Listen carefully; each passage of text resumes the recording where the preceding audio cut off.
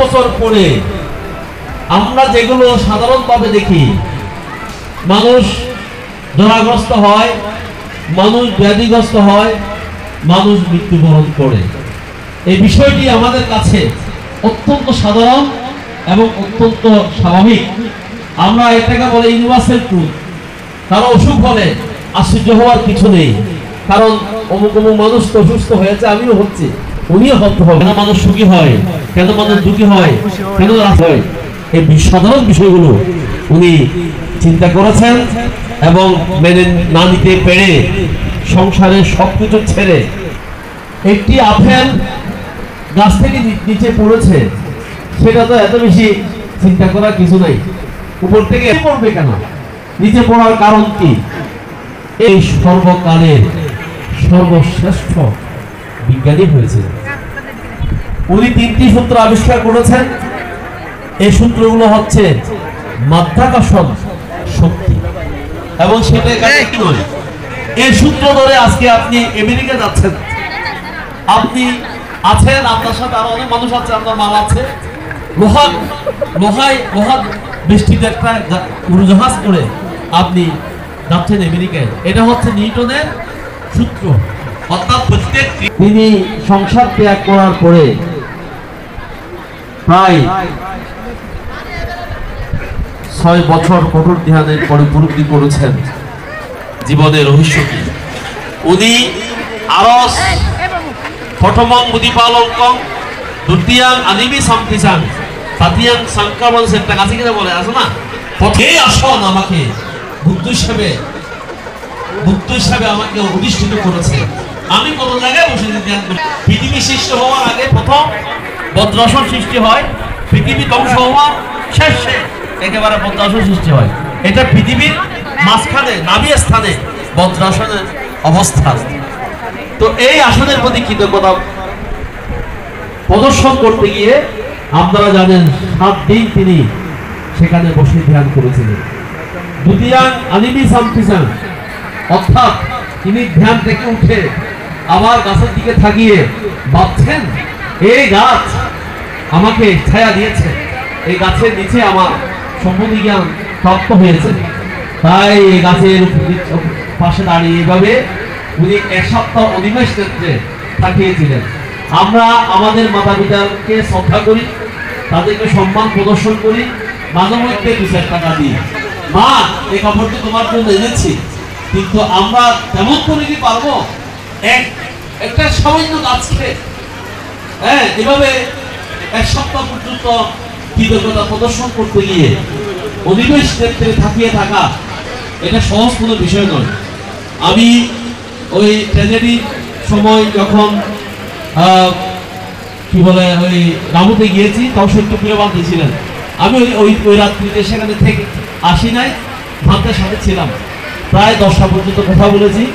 ভান্তে বলছে, এই সেই মহাপুরুষ যার চোখ দিয়ে অজস্র গতিতে ঝরঝর করে পানি ঝরেছে, উনি কাঁদেননি, কিন্তু অনিমেষ ক্ষেত্রে চোখ না নাড়িয়ে থাকালে চোখ দিয়ে পানি ঝরে, এবং চোখের পানি খাদ্য হিসাবে ওই বুদ্ধিবিজ্ঞ পান করেছে।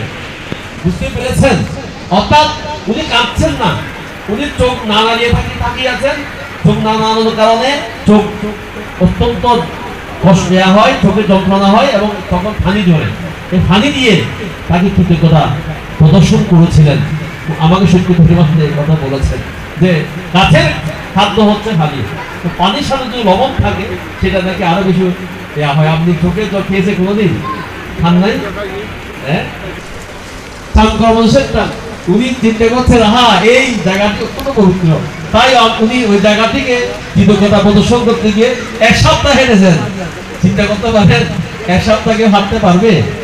পৃথিবীর এমন কোনো লোক নেই যার পক্ষে কৃতজ্ঞতা প্রদর্শন করার জন্য 1 সপ্তাহ হাঁটতে পারে। এবং চতুর্থ সপ্তাহে উনি একটা গাছের নিচে বসেছেন, বসার পরে ভাবছেন, আমি কেন সংসার ত্যাগ করলাম, আমার কিসের সমস্যা ছিল। তিনি দেখেছেন সমস্যা বলতে আর কিছুই নেই। একমাত্র ব্যক্তি 29 বছর বয়স পর্যন্ত কিছুই করতে হয়নি।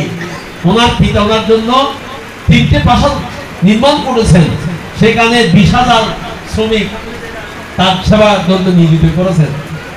এটা তো একেবারে আমার কোনো দুলা কিছু করতে হয় না। তাহলে আমি সংসার ত্যাগ করলাম কেন? তখন তার মনে পড়েছে, মানুষ কেন সুখী হয়, মানুষ কেন দুঃখী হয়, মানুষ কেন রোগাগ্রস্ত হয়, কে আমাকে দুঃখ প্রদান করে, কে আমাকে জন্ম প্রদান করে, এটার জন্য, এটা জানার জন্য তো আমি সংসার ত্যাগ করেছি। তখন আবার গভীর ধ্যানে বসে ওনার জন্মের রহস্য, জরা রহস্য উদ্ঘাটন করতে গিয়ে ওনার শরীর থেকে 6টি রশ্মি বের হয়েছিল, যেটা আমরা বলি এদের পতাকা সৌররশ্মি। বুদ্ধের চোখ থেকে আলো বের হয়েছে, বুদ্ধের চামড়া থেকে আলো বের হয়েছে, বুদ্ধের মুখ থেকে আলো বের হয়েছে।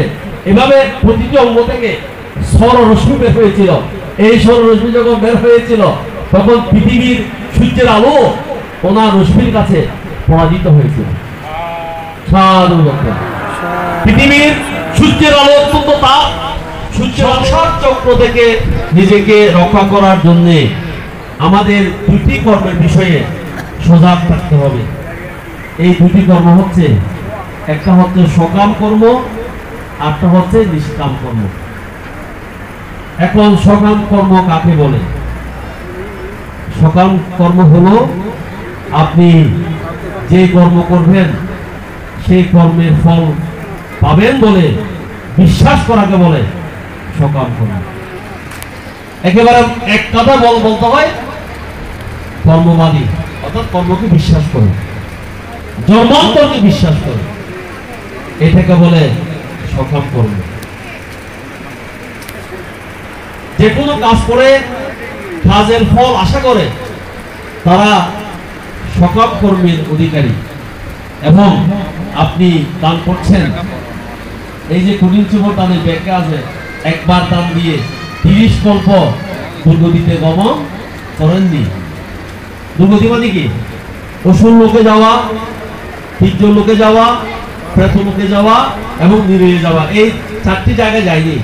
বারবার জন্মগ্রহণ করেছে সুগতিতে, মনুষ্যলোক, দেবলোক, ব্রহ্মলোক। এখন হচ্ছে যে জন্মগ্রহণ যখন করছেন, জন্মগ্রহণ ছাড়া আপনি কর্মে ফল ভোগ করার কোনো সুযোগ নাই। আছে?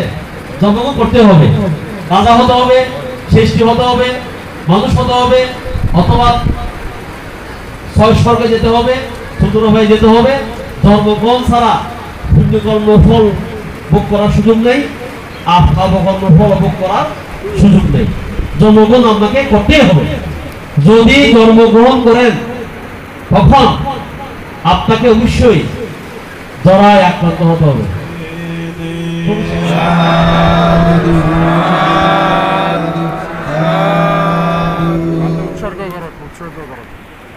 উৎসর্গ করো।